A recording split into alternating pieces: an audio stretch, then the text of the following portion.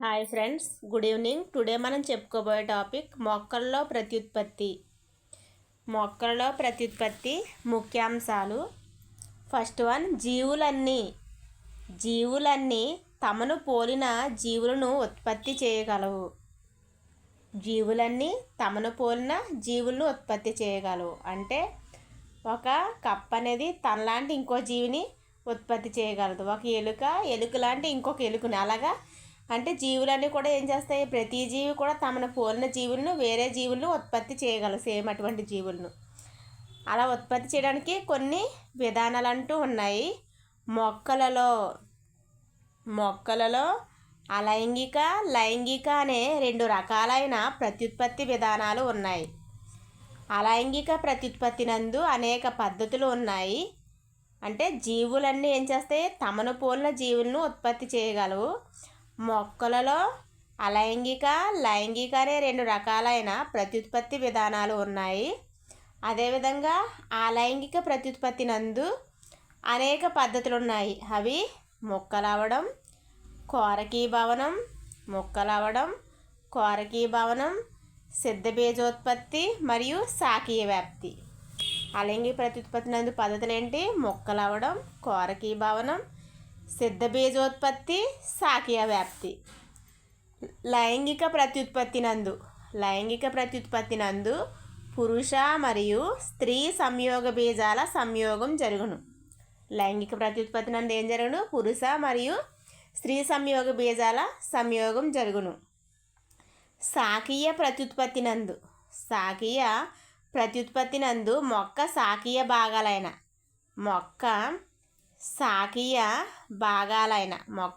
భాగాలైన కాండాలు మరియు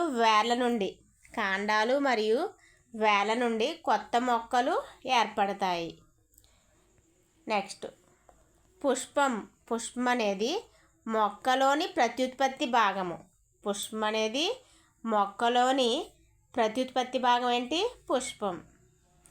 అంటే పుష్పం అనేది ఏంటి? మొక్కలోని ప్రత్యుత్పత్తి భాగం. అదేవిధంగా పుష్పం అనేది పురుష లేదా స్త్రీ ప్రత్యుత్పత్తి భాగాల్లో పుష్పము పురుష లేదా స్త్రీ ప్రత్యుత్పత్తి భాగాల్లో ఏదో ఒకదాన్నే కలిగి ఉంటే అయితే అండాశయాన్ని, లేకపోతే కేసరావల్ని, అంటే ఏదో ఒకదాన్ని మాత్రమే కలిగి ఉంటే దాన్ని ఏమంటాము? ఏకలింగ పుష్పాలుగా ఉంటాయి.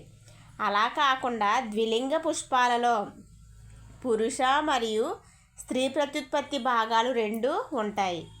అంటే పురుష మరియు స్త్రీ ప్రత్యుత్పత్తి భాగాల్లో ఏదో ఒకదాన్నే కలిగి ఉండి ఏకలింగ పుష్పాలుగా ఉంటాయి. ద్విలింగ పుష్పాలు ఎలా ఉంటాయి? పురుష మరియు అంటే కేసరావళి, అదేవిధంగా స్త్రీ ప్రత్యుత్పత్తి భాగాలైన అండకోశం కూడా ఉంటాయి. నెక్స్ట్, పరాగరేణువులలో పురుష సంయోగ బీజాలు. మనకి కేసరాన్ని చూసుకుంటే ఈ కేసరంలో ఏముంటాయి? పరాగరేణులు ఉంటాయి కదా. ఆ పరాగరేణులోని పురుష సంయోగ బీజాలు, అదేవిధంగా అండాలలో మనకి కీలాగ్రం చూసుకొని అండకోశం చూసుకున్నట్లయితే అండకోశంలో ఏముంటాయి? స్త్రీ సంయోగ బీజాలు ఉంటాయి. ఆ స్త్రీ సంయోగ బీజాలు అనేవి ఉంటాయి.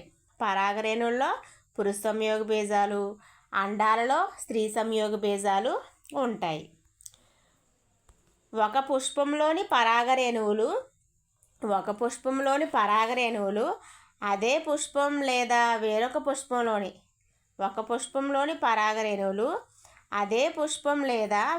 పుష్పంలోని కీలాగ్రాన్ని చేరడాన్ని పరాగ సంపర్కం అంటారు. అంటే ఏంటి? ఒక పుష్పంలోని పరాగరేణువులు అదే పుష్పం లేదా వేరొక పుష్పంలోని ఇలా కీలాగ్రాన్ని చేరడాన్ని మనం ఏమంటాం? పరాగ సంపర్కం అంటాం. అదేవిధంగా ఈ పరాగ సంపర్కం మరలా ఎన్ని రకాలంట? 2 రకాలు. పరాగ సంపర్కము 2 రకాలు. అవి స్వపరాగ సంపర్కం లేదా ఆత్మపరాగ సంపర్కం. సెకండ్ వన్ పరపరాగ సంపర్కం. పరాగ సంపర్కం అంటే ఏమని చెప్పాము? పరాగరేణులు అనేవి కీలాగ్రాన్ని చేరడాన్ని పరాగ సంపర్కం అన్నాము. ఆ పరాగ సంపర్కం మళ్ళీ 2 రకాలు అనుకుంటే అందులో ఫస్ట్ వన్ స్వపరాగ సంపర్కము, సెకండ్ వన్ పరపరాగ సంపర్కం. ఈ స్వపరాగ సంపర్కంలో ఒక పుష్పంలోని పరాగరేణువులు అదే పుష్పంలోని కీలాగ్రాన్ని చేరితే అంటే ఒక పుష్పంలోని పరాగ రేణువులు అదే పుష్పంలోని కీలాగ్రాన్ని చేరితే దాన్ని ఏమన్నాం? స్వపరాగ సంపర్కం అన్నాం. అలా కాకుండా ఒక పుష్పంలోని అంటే ఈ పరపరాగ సంపర్కంలో ఎలా ఉంటుంది? ఒక పుష్పంలోని పరాగ రేణువులు అదే రకమైన మొక్కలోని మరొక పుష్పపు కీలాగ్రాన్ని పరాగ సంపర్కంలోని ఒక పుష్పంలోని పరాగ రేణువులు అదే రకమైన మొక్కలోని మరొక పుష్ప కీలాగ్రాన్ని చేరితే అలా చేరినట్లే దాన్ని పరపరాగ సంపర్కం అంటాము. ఈ పరాగ సంపర్కం జరగాలంటే ఏం చేయాలి? పరాగ రేణువులు అనేవి ఒక ప్లేస్ నుంచి ఇంకొక ప్లేస్కి అంటే ఒక ప్లేస్ నుంచి ఇంకో ప్లేస్కి వెళ్ళాలి. అలా వెళ్ళడానికి కొన్ని కారకాలు అనేవి తోడ్పడతాయి. అవి ఎలా జరుగుతుందంట? గాలి, నీరు, కీటకాల ద్వారా ఈ పరాగ సంపర్కం అనేది జరుగుతుంది. నెక్స్ట్ పురుష స్త్రీ సంయోగ బీజాల అంటే పరాగరేణిలో పురుష సంయోగ బీజం ఉంటుంది, అండాశయంలో స్త్రీ సంయోగ బీజం ఉంటుంది. ఆ పురుష మరియు స్త్రీ సంయోగ బీజాల కలయికని ఏమన్నాము? ఫలదీకరణం అంటారు. పురుష మరియు స్త్రీ సంయోగ బీజాల కలయికని ఏమన్నాం? ఫలదీకరణం అంటాము. ఈ ఫలదీకరణం చెందిన అండాన్ని సంయోగ బీజం అంటారు. ఫలదీకరణం చెందిన అండాన్ని ఏమంటాము? సంయోగ బీజం అంటారు. ఈ సంయోగ బీజం ఎలా మారుతుందంటే పిండంగా వృద్ధి చెందుతుంది. అంటే ఫలదీకరణ చెందిన అండాన్ని ఏమన్నాం? సంయోగ బీజం అంటారు. సంయోగ బీజం ఎలా మారుతుంది? ఈ సంయోగ బీజం అనేది పిండంగా మారుతుంది, పిండంగా వృద్ధి చెందుతుంది. ఈ పరిపక్వం చెందిన అండాశయమే మనకేంటి? ఫలము. పరిపక్వం చెందిన అండాశయమే ఫలము. అండాలు పెరుగుతున్న పిండాన్ని అండాలు ఏం చేస్తాయి? పెరుగుతున్న పిండాన్ని కలిగి ఉన్న విత్తనాలుగా మారుతాయి. అండాలు అనేవి పెరుగుతున్న పిండాన్ని కలిగిన విత్తనాలుగా మారుతాయి. ఈ విత్తన వ్యాప్తి ఎలా జరుగుతుంది? గాలి ద్వారా కానీ, నీటి ద్వారా కానీ, జంతువుల ద్వారా కానీ జరుగుతుందంటే ఈ విత్తన వ్యాప్తి ఎలా జరుగుతుందంట? గాలి ద్వారా కానీ, నీటి ద్వారా కానీ, జంతువుల ద్వారా కానీ జరుగుతుంది. విత్తన వ్యాప్తి అదేవిధంగా విత్తన వ్యాప్తి ఇంకెలా జరుగుతుందంట? మొక్కలు గుమిగూడటము, మొక్కలన్నీ సూర్యరశ్మి, నీరు మరియు ఖనిజ లవణాల కోసం పోటీ పడ్డాన్ని, అదేవిధంగా అంటే ఈ విత్తన వ్యాప్తి వల్ల ఏం జరుగుతుందంట? మొక్కలు గుమ్ముకోవడం కానీ, మొక్కలన్నీ సూర్యరశ్మి, నీరు, ఖనిజ లవణాలు వీటి కోసం పోటీ పడటాన్ని, అదేవిధంగా కొత్త జాతుల ఆక్రమణలను ఈ విత్తన వ్యాప్తి వల్ల ఇన్ని జరుగుతాయి. ఏం జరుగుతాయి? మొక్కలు గుమ్ముకోవటము, మొక్కలన్నీ సూర్యరశ్మి, నీరు మరియు ఖనిజ లవణాల కోసం పోటీ పడడం, అదేవిధంగా కొత్త జాతుల యొక్క ఆక్రమణను నిరోధించడం కూడా వీటి వల్ల జరుగుతుందంట. ఈ విత్తన వ్యాప్తి వల్ల జరుగుతుంది. నెక్స్ట్ ఖాళీలను పూరించండి. ఈ మొక్కల్లో ప్రత్యుత్పత్తిలో ముఖ్యాంశాలు చూసుకున్నాము. ఇప్పుడు ఏంటి? ఖాళీలను పూరించండి. ఫస్ట్ వన్ జనకతరం శాఖీయ భాగం నుండి కొత్త జీవులు ఉత్పత్తి అవడంను అవడాన్నే ఏమంటాము? శాఖీయోత్పత్తి అంటాము. కొత్త జీవులు ఉత్పత్తి కావడాన్ని ఏమంటాం? శాఖీయోత్పత్తి అంటాం. శాఖీయోత్పత్తి అంటే మొక్క భాగాలైన వేర్లు కానీ, కాండాలు, వేర్లు, పత్రాలు మరియు మొగ్గల నుండి ఏం చేస్తాయి? కొత్త మొక్కలు ఉత్పత్తి అవుతాయి. అలాంటి విధానాన్ని మనం ఏమంటాం? శాఖీయ వ్యాప్తి అంటాము. అటువంటి విధానాన్ని శాఖీయ వ్యాప్తి అంటాము.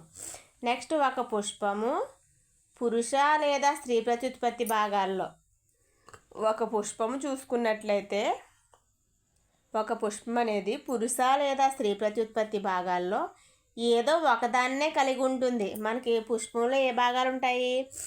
కీలాగ్రము, కేసరావళి ఉంటాయి కదా. ఇందులో ఏదో ఒకదాన్ని కలిగి ఉంటుందంట. అండకోశాన్ని లేదా కేసరావళిని ఏదో ఒకదాన్ని మాత్రమే కలిగి ఉంటే అటువంటి ఏదో కనుక అంటే ఒక పుష్పము పురుష లేదా స్త్రీ ప్రత్యుత్పత్తి భాగాల్లో ఏదో ఒకటి మాత్రమే కలిగి ఉంటుంది. కాబట్టి కనుక అటువంటి పుష్పములను ఏమంటారు అని అడిగితే వాటిని ఏమంటాము? ఏకలింగ పుష్పాలు అంటాము. ఏదో ఒకదాన్ని మాత్రమే కలిగి ఉంటే ఏమంటాం? ఏకలింగ పుష్పాలు అంటాము. ఎగ్జాంపుల్ మొక్కజొన్న, బొప్పాయి, దోస. ఏకలింగ పుష్పాలకు ఎగ్జాంపుల్ ఏంటి? మొక్కజొన్న, బొప్పాయి, దోస. నెక్స్ట్, ఒక పుష్పంలోని పుప్పొడి రేణువులు లేదా పరాగ రేణువులు. ఒక పుష్పంలోని పుప్పొడి రేణువులు అదే పుష్పంలోని లేదా అదే రకానికి చెందిన వేరొక పుష్పంలోని కీలాగ్రానికి చేరితే ఏమంటాము? దాన్ని పరాగ సంపర్కం అంటాం.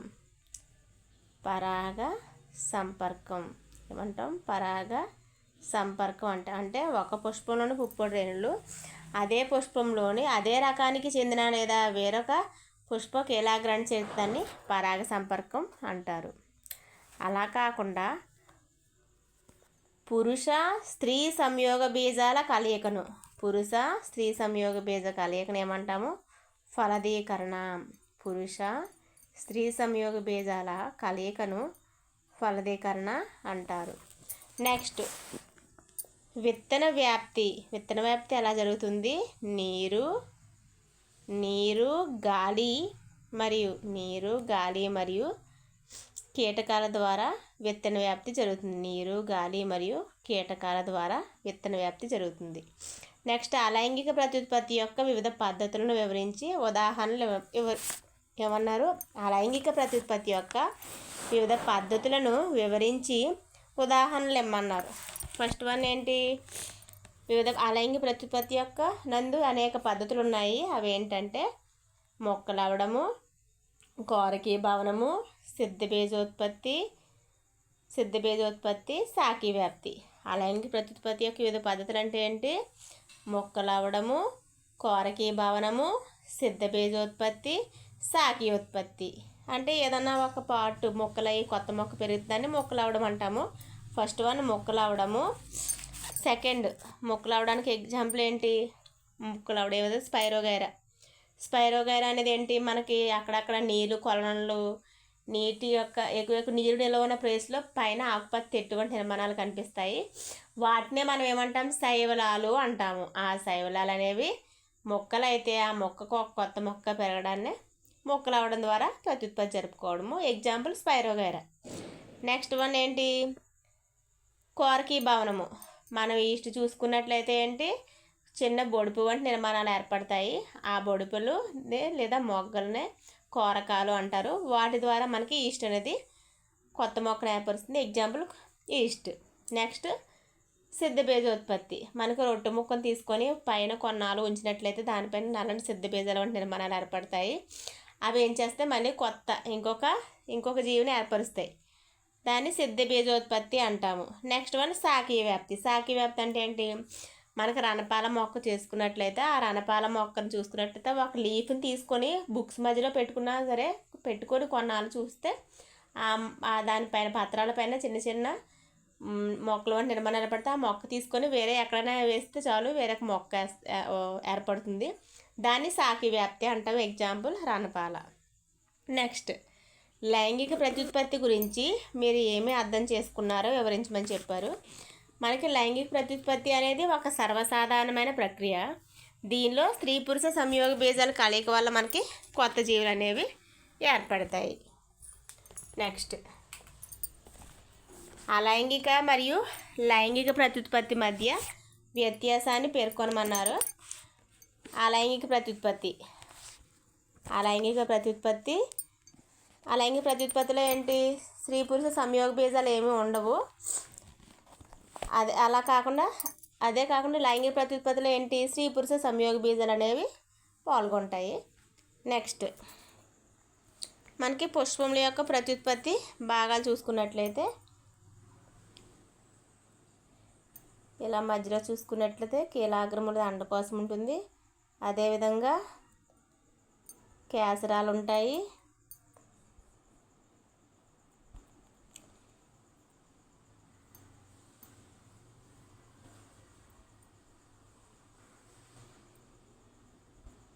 ఇది అండకోశము, ఇది కీలాగ్రము, ఇది కేసరావళి. కేసరావళినే మనం కేసరాన్ని పురుష సంయోగ బీజాలు ఎక్కడ ఉంటాయి? పరాగరేణులు ఇక్కడ ఉంటుంది. ఆ కేసరం యొక్క అడ్డుకోత చూసుకున్నట్టయితే ఇది కీలాగ్రము. ఇది కీలాగ్రం అనేది స్త్రీ సంయోగ బీజ అవయవము. నెక్స్ట్, స్వపరాగ సంపర్కము పరపరాగ సంపర్కం మధ్య వ్యత్యాసాన్ని అడిగారు. స్వపరాగ సంపర్కం అంటే ఒక పుష్పంలోని పరాగరేణులు అదే పుష్పంలోని కీలాగ్రాన్ని చేరితే స్వపరాగ సంపర్కం అంటాము. అలా కాకుండా ఒక పుష్పంలోని పరాగరేణులు అదే మొక్కలోని వేరొక పుష్పంలోని కీలాగ్రాన్ని లేదా వేరొక మొక్కలోని ఆ పుష్పంలోని కీలాగ్రాన్ని చేరితే దాన్ని పరపరాగ సంపర్కం అంటారు. పుష్పాలలో ఫలదీకరణ ఎలా జరుగుతుంది? సంయోగ బీజాల ఫలితంగా అంటే సంయోగ ఫలితంగా ఏర్పడే కణాన్నే సంయుక్త బీజం అంటారు. అంటే స్త్రీ పురుష సంయోగ బీజాలు సంయోగం చెందడాన్నే మనం ఫలదీకరణ అంటాము. నెక్స్ట్ విత్తనాలు వ్యాప్తి చెందే వివిధ మార్గాలు. విత్తనాలు అనేవి గాలి నీరు కీటకాల ద్వారా వ్యాప్తి చెందుతాయి. నెక్స్ట్ ఇక్కడ విభాగం 1, 2 అనే 2 ఇచ్చారు. వీటిని మనల్ని జతపరచమన్నారు. ఫస్ట్ వన్ మొగ్గ ఉంది. నెక్స్ట్ కళ్ళు, మొక్కలగుట, రెక్కలు, సిద్ధ బీజాలు. ఫస్ట్ వన్ మొగ్గ అంటే మనకి మొగ్గలు ఎక్కడ ఏర్పడతాయి?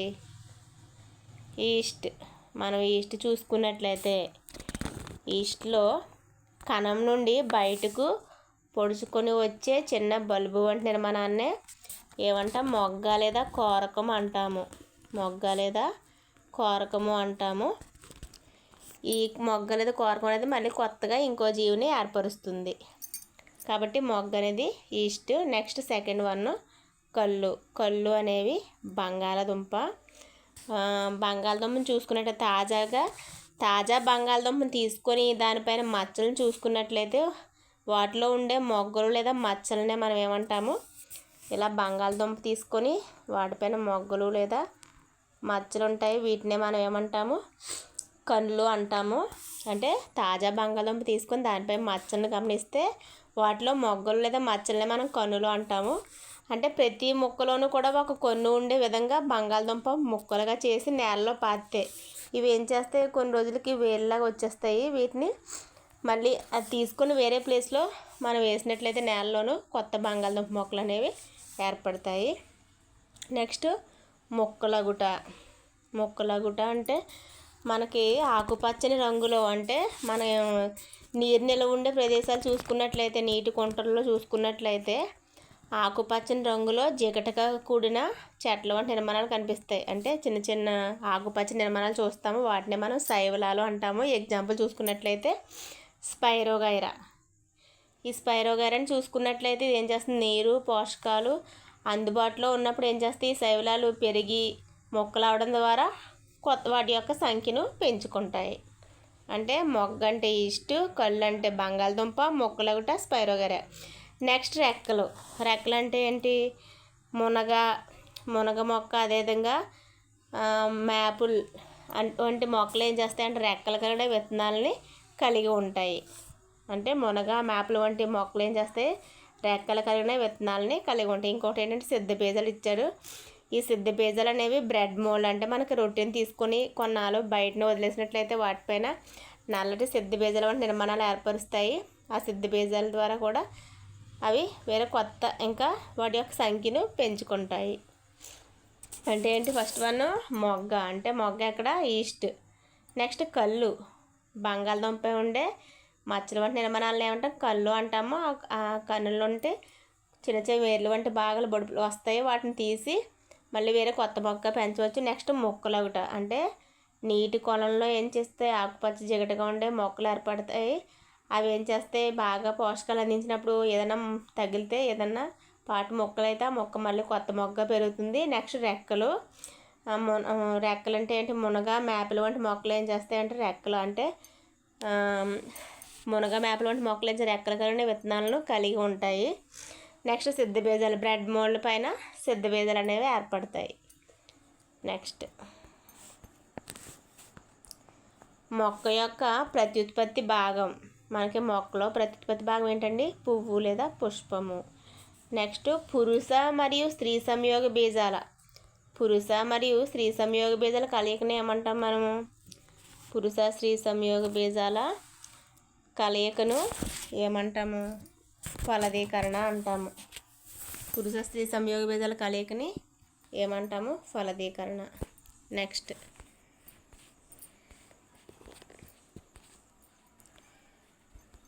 పరిపక్వమైన అండాశయము. పరిపక్వమైన అండాశయం దేన్ని ఏర్పరుస్తుంది? ఫలాన్ని ఏర్పరుస్తుంది. సిద్ధ బీజాలను ఏర్పరిచేవి ఏంటి? Bread mould. బ్రెడ్ మోల్డ్ అనేది సిద్ధ బీజాలను ఏర్పరుస్తుంది. రణపాల ఆకులు. మనం రణపాల ఆకులు చూసుకున్నట్లయితే అక్కడక్కడ చిన్న చిన్న నిర్మాణాలు ఉంటాయి, అవి కొత్త మొక్కలుగా పెరుగుతాయి. ఇవి రణపాల దాని ఆకులతో ప్రత్యుత్పత్తి జరుపుకుంటుంది. Next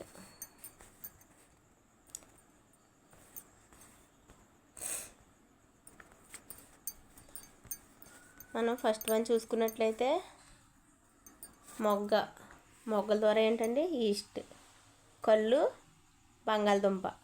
మొక్కలగుట spirogyra. రెక్కలు మాపుల్ మునగ. సిద్ధ బీజాలు బ్రెడ్ మోల్డ్. నెక్స్ట్ మొక్క యొక్క ప్రత్యుత్పత్తి భాగం ఏంటి? పువ్వు. పురుష స్త్రీ సంయోగ బీజ కలయికను ఏమన్నాం? ఫలదీకరణం అన్నాం. నెక్స్ట్ జనకతరం శాఖీయ భాగం నుండి కొత్త జీవులు ఉత్పత్తి అవడాన్ని ఏమన్నాం? శాఖీయోత్పత్తి అన్నాం. ఒక పుష్పము పురుష లేదా స్త్రీ ప్రత్యుత్పత్తి భాగాల్లో ఏదో ఒకదాన్నే కలిగి ఉంటే ఏమన్నాము? ఏకలింగ పుష్పాలు అన్నాము. ఒక పుష్పంలోని పుప్పొడులు అదే పుష్పంలోని లేదా అదే రకానికి చెందిన వేరొక పుష్పంలోని కీలాగ్రం చేరితే ఏమన్నాము? పరాగ సంపర్కం. పురుష స్త్రీ సంయోగ బీజాల కలయికని ఫలదీకరణం అంటాము. అదేవిధంగా విత్తన వ్యాప్తి వేడి ద్వారా జరుగుతుంది. మనకి గాలి, నీరు, కీటకాల ద్వారా జరుగుతుంది. అలైంగిక ప్రత్యుత్పత్తి యొక్క పద్ధతులు తెలుసు మీకు. అదేంటి? మొక్కలు అవడము, కోరకీభవనము, శాఖీయోత్పత్తి. నెక్స్ట్ లైంగిక ప్రత్యుత్పత్తి కూడా మీకు తెలుసు. నెక్స్ట్ లైంగిక ప్రత్యుత్పత్తి. లైంగిక ప్రత్యుత్పత్తిలో అంటే ఒక మొక్క అనేది తనలాంటి మొక్కలను ఏర్పరుస్తుంది. అందులో ఏమి సంయోగ బీజాలు ఏమి పాల్గొనవు. లైంగిక ప్రత్యుత్పత్తిలో అయితే స్త్రీ పురుష సంయోగ బీజాలు పాల్గొంటాయి. పుష్పంలో ప్రత్యుత్పత్తి భాగాలు ఏంటి? మనకి కేసరవళి, అండకోశము. స్వపరాగ సంపర్కం అంటే ఏంటి? ఒక పుష్పంలోని పరాగరేణువు అదే పుష్పంలోనికి కీలాగ్రం చేస్తే స్వపరాగ సంపర్కం. అలా కాకుండా ఒక పుష్పంలోని పరాగరేణువు వేరొక పుష్పంలోనికి కీలాగ్రం చేరితే ఏమంటాం? పరపరాగ సంపర్కం అంటాము. ఓకే ఫ్రెండ్స్, నా వీడియో స్కిప్ చేయకుండా చివరి వరకు చూడండి. నా వీడియో నచ్చితే లైక్ చేయండి, కామెంట్ చేయండి, సబ్స్క్రైబ్ చేయండి.